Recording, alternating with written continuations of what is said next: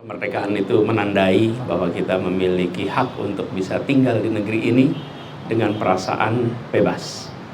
Dan salah satu hak dasar bagi masyarakat adalah bisa memiliki hunian, bisa memiliki tempat tinggal yang layak, yang nyaman, yang memungkinkan untuk mendapatkan kebahagiaan, memungkinkan untuk menyiapkan generasi penerusnya yang hidup lebih baik lagi. Karena itu kami di DKI Jakarta memiliki begitu banyak program untuk bisa memastikan warga dapat hunian yang layak.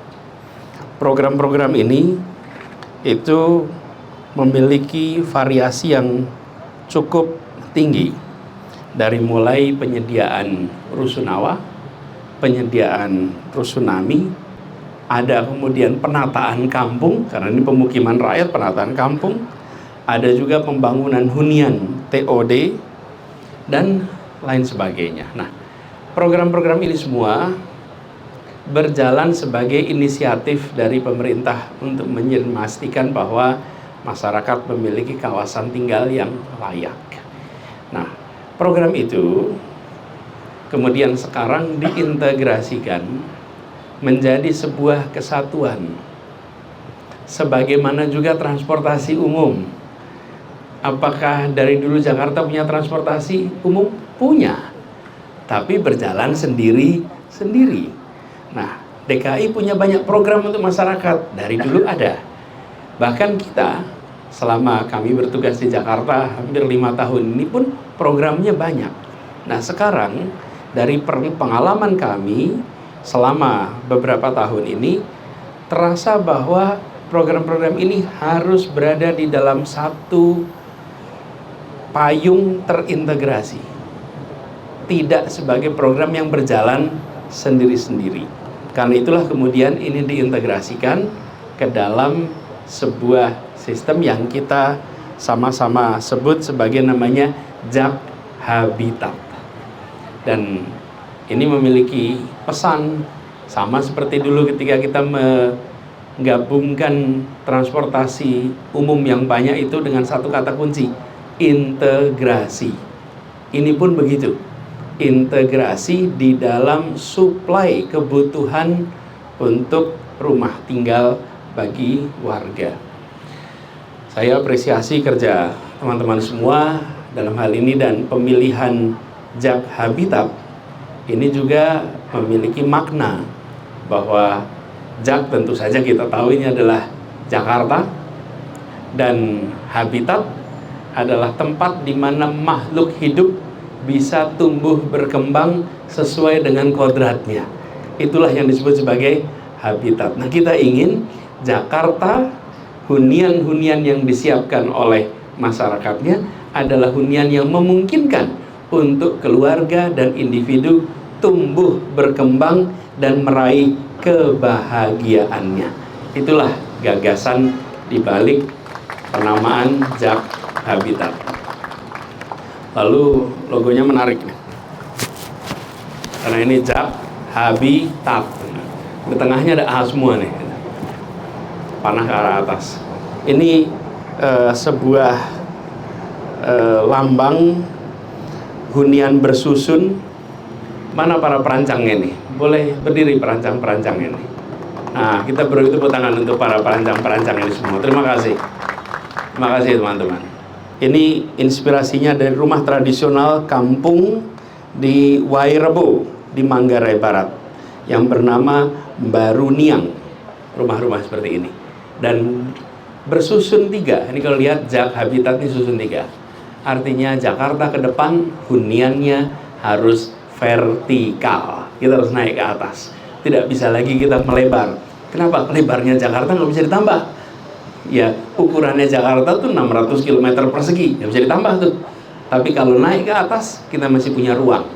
Karena itu, rumah-rumahnya pun diharapkan nanti vertikal. Itulah sebabnya mengapa kita susun sebagai sebuah rangkaian ke atas, yang harapannya nanti program hunian di Jakarta masa depan menggunakan konsep rumah vertikal. Ini adalah satu ikhtiar untuk membuat koordinasi di dalam jajaran pemerintahan pun bisa menjadi lebih baik. Lalu ada sebuah aplikasi yang hari ini diluncurkan. Nama aplikasinya adalah Sirukim, Sistem Informasi Perumahan dan Permukiman. Kita semua sadar bahwa kebutuhan atas informasi itu ada di warga, dan seringkali kita harus pergi ke sana sini untuk mencari tahu, untuk mendaftar ikut program, apakah itu DP 0 rupiah, apakah itu program untuk rumah susun sewa. Sekarang disiapkan aplikasinya sehingga informasi bisa aksesibel dari mana saja, kapan saja, dengan aplikasi seperti ini. Jadi ini harapannya Jak Habitat menjadi integrasi untuk solusi perumahan dan pemukiman, lalu aksesnya melalui sebuah aplikasi yang bernama Sirukim, dan ada sebuah galeri untuk masyarakat bisa melihat seperti apa yang nanti disiapkan oleh pemerintah bagi masyarakat, unit-unit yang tersedia.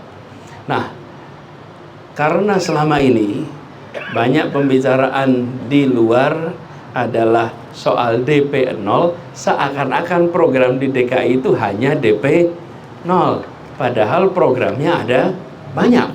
Justru ini adalah salah satu saja. Jadi kalau diperhatikan, kita ini memiliki tentu program DP 0 rupiah.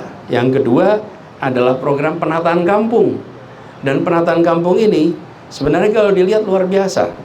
Ada 226 RW yang mengikuti program Community Action Plan, kemudian Collaborative Implementation Programnya sudah 220 RW. Ini bukan angka yang sedikit.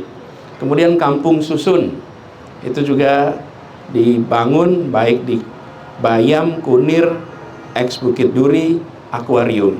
Jadi ada program DP 0 rupiah, ada penataan kampung, ada kemudian program untuk kampung susun, dan yang tidak kalah penting adalah penyediaan hunian rusunawa yang dalam 4 tahun ini bisa dibilang rekor yang pernah terbangun selama ini.